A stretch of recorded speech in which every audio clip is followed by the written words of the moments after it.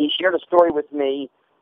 He says, as you get older, you do different things in life. My thing was in my 30s and 40s, I drank a lot. He tells me this. I'm 14 years old. And he goes, I have to tell you one story. And he goes, I was being limoed from Miami to New York to do the Jackie Gleason show because he didn't like to fly. Didn't like it at all. And he got so disheveled and so sick on one drive that he upset the driver so much that the guy pulled to the side of the road somewhere around the Washington-Baltimore area and said, Mr. Gleason, I'm not going to take this anymore. I quit. And he pulled off to the side of the road and left him. Oh, my gosh. Jackie Gleason was stranded on the side of the road. Left him drunk, stranded in a car in a limousine on the side of the road. And Gleason told me he ended up driving himself. A couple of hours later, he stopped and got a couple of cups of coffee. He drove himself to New York. Well, as a kid, you think, oh, people, that's a funny story. Yeah, it probably really didn't happen, but it's a funny story. About 12 years after I did the film, I was in the Washington-Baltimore area doing a signing for a friend of mine at a video store. And a guy walks in, and he had to be in his, mid-50s, early 60s. And he says, you and I have an old mutual friend. And he proceeds to tell me the story, how he was the limo driver. Oh, that's amazing. That left Gleason stranded on the side of the road. That's fantastic.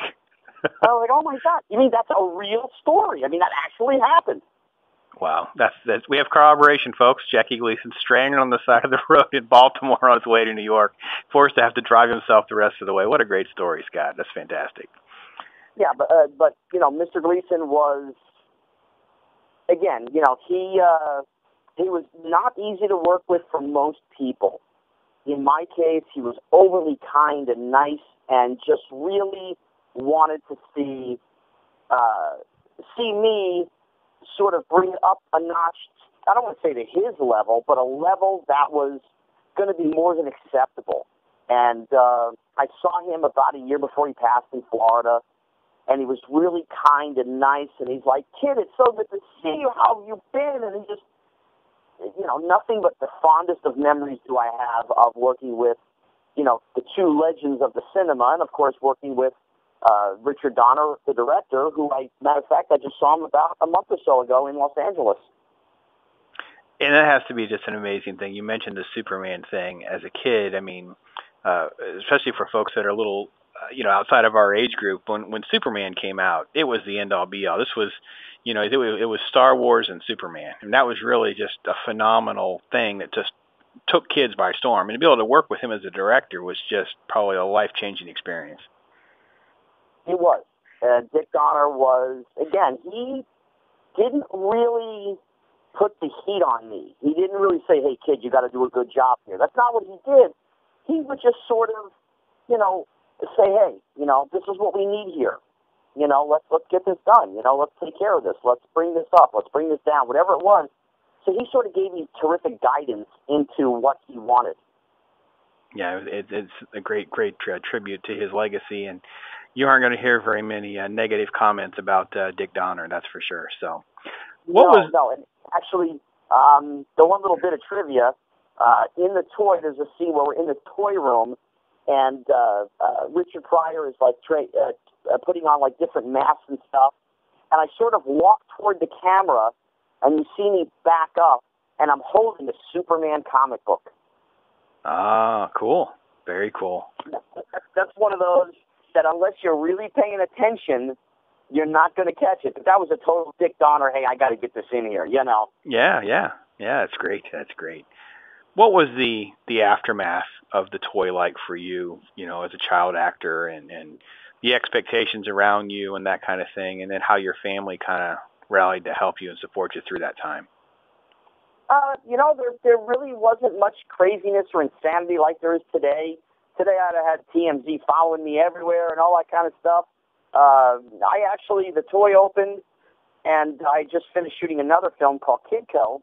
The toy opened, and it was the holidays, and right after the holidays, I got cast, actually right before the holidays, right during that time, I got cast in Kidco, or in Christmas Story. So we just figured it was going to be one after the other, and, family is supportive and family is great. And they're like, hey, this is another job. This is great. This is another job. This is great. But there was never the, you have to bring home the bacon. I didn't have that kind of family. My mom worked for AT&T. And my dad was a self-employed. He owned his own business, a window cleaning, floor waxing business in Central Jersey. So they made their own living. We had a house and, cars and things like that without me. So I just, I was kind of the cherry on top of the pie, so to speak. Middle class, but, when your son is going out and not working, 6 weeks and bringing home $30,000, and they stick it in an account, and it's not like it's their money to go out and spend and go shopping. Right. Were there little things that, little surprises that came along? Well, sure. My dad, I was a pinball junkie. My dad was a pinball guy. So, you show up in the basement as a pinball machine. That's awesome. That was, cool for a kid to have, just something fun, and all my friends would come over and we'd play pinball. Right. We had a little movie theater in our basement. Like I said, my dad was a movie junkie and turned me into one. And we used to have a 16-millimeter screen and projection booth in our basement and 20 seats from an old movie theater. So that was all stuff that even though it sort of comes with what I did, it was really nothing I did. It just, my stuff just added to the family. That's fantastic. That's fantastic. Well, Scott, you're a movie buff, so you and I are probably going to sit here. We could talk for an hour long about different films and stuff. So what's at the top of the list of things that you've liked this year? I got to tell you, I'm not much of a moviegoer now. I'm really not. Again, it's technology. I have a pretty big screen television in my living room. I went to see The Avengers, which is probably last year. And what have I seen this year? Oh, my goodness.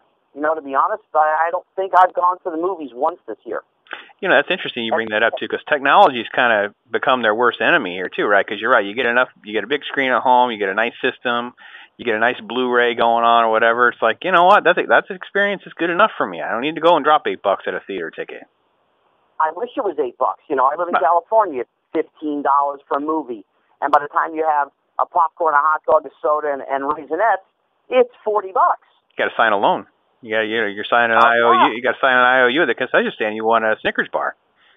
Yeah, if there's something monstrous on the big screen that I want to see, like the Avengers, I wanted to see. I love the Marvel stuff. I'll go see it. The Star Wars movies, I went to see all them. The next set that come out, I'll go see them. But movies that have a lot of acclaim and a lot of fame and notoriety. Oh, this is the best picture, and this is like. I have a 65-inch television in my house, and if I go see it at the theater, okay. If I see it at home, great. HBO, Showtime, Cinemax, the Movie Channel, Encore, blah, blah, blah. They show everything. Yeah, it really is a very good point. So what is at the top of Flick's list of things to do during Christmas? It's got to be an odd time of the year where you're touring around, you're making appearances, people are asking you for all these disturbing photos to stick your tongue on something, I'm sure. But besides that, what do you actually, what's like the Christmas traditions and things that you like to do? Being Jewish, my Christmas tradition really is I normally go over a friend of mine's house. His name is Christopher Amoruso. He's a photographer. He's actually putting together right now a book called The Shades of Elvis. Oh. And it's all celebrities wearing Elvis Presley sunglasses. That's a cool concept. Yeah, like a coffee table book. A coffee table book, but one like none you're ever going to see. Johnny Depp, David Copperfield, Michael Madsen, the guy from, oh my goodness, Stairway to Heaven. Not Jimmy Page. What's, oh my goodness, now I can't think of his name. I can't believe it. From Led Zeppelin. Robert Plant? Mm-hmm. Yeah. Robert Plant. Yeah, awesome. And the list of people, Elton John, Celine Dion, and he just got confirmation that he's actually shooting Bono next week for this book. That's fantastic. You're going to have to give him our email so we can do an interview with him and promote this book. This sounds awesome. It's amazing, and my Christmas Eve is spent at his place. I missed last year, but before that, like 5 years in a row, I was there, and I'll be at his place this year. And it's just a gathering. Jose Feliciano is coming to sing Feliz Navidad. I mean, a wonderful, wonderful friends evening out. And you reminisce and you talk about things, and you just have a good time. I mean, that's really, the holidays to me is more about family than it is about, Christmas and Santa Claus and presents and all that. It's like, you know what? There are different things that can be called presents. Mine is, walking, talking, breathing, sleeping, doing the normal things that people do, because there are so many people that I've lost over the past 10 years that are gone, and so I try and celebrate for them, that they're not here. Corey Haim and Gary Coleman and Dana Plato, and then there's many people that nobody would know, but they're just friends and family of mine. Bob Clark from Christmas Story, Darren McGavin. I bless them, their life, the happiness and joy that they all brought to others, and myself as well. So that's really what I do during the holidays. Hey, you know what? God's got us up and got us upright. We might as well rejoice and be happy that we have the day to do something with it, and that's a fantastic perspective on things. Absolutely. So what's next for Scott Schwartz? You got more dates coming up, visits to make, Comic-Cons to go to, those kinds of things? What are you going to do for a while? Take a break? Yeah, I've got a friend of mine who I can't say because I don't want him to find out that I'm going to come and surprise him on Christmas Day, actually. I'm taking a flight first in the morning Christmas Day and going to go visit him and his family. His girlfriend basically said, please, you have to come here. You'll go crazy. All right, fine. So I'll come and visit. But 2014 will be a mix of a lot of things. I'm going to be on the motivational speaking tour. My book is going to hopefully come out next year. It's called Whatever Happened to Me. And it's sort of the roller coaster ride of what a child actor / child star, if you want to call it that, is. It's the ups, the downs, the good times, the bad times, what we go through, what we've seen, what I've done, future things. I tell all the stories about the toy and Christmas Story and all the people I've worked with and met. There are things people don't know. Like I ring crewed for several years for the WWF. I have to set up the thing. So, I'm friends with Hulk Hogan and I was friends with Randy Savage, and I'm still friends with, Hogan and Brutus Beefcake and Greg the Hammer Valentine and Roddy Piper and Bret Hart and all those guys. So, I know Vince McMahon and Stephanie and Hunter and, then Jimmy Hart, Jerry the King Lawler. I mean, they're all friends and people that I love and care for, and Barry Bonds, a baseball player, and there's other baseball players that I'm friends with, and I've been very fortunate and blessed to have met a lot of people along the way and done a few things in show business that have left their mark in people's lives. And, they're like, oh, my God, I grew up on this. And, oh, my God, and, oh, my goodness, you have to talk to my mom, my aunt, my uncle, my cousin, my brother. I said, I lived a life of Riley to a certain extent. I'm not rich by any means. I have a mortgage. I have bills. I have 4 dogs I got to take care of. They're my babies. I'm just a regular working guy, but, the future is not written, and we have to write it ourselves each and every day. So I look forward to 2014 and hopefully, again, just maybe impacting somebody's life a little bit to put a smile on their face. We're talking to Scott Schwartz. He was Flick in A Christmas Story, celebrating his 30th anniversary this year. He was a star in The Toy and many other projects he was just talking to us about, and a book to look forward to in 2014. That's a very exciting news. I appreciate you sharing that with us and some of these really cool stories and that kind of thing. So we'll have to talk again. Keep in touch with me about this. I will. My thing was I wanted a book to do it so that when somebody was done reading it, they didn't go, oh, geez, man, that's not what I wanted. But I wanted somebody to read this and go, oh, wow, this is awesome. Yeah. Well, it sounds like you're definitely living that out day by day with that kind of attitude, and that's fantastic, and it's refreshing to hear. So best to you, my friend. Have a safe and happy holidays. And, like I said, keep in touch. We'll have to do this again.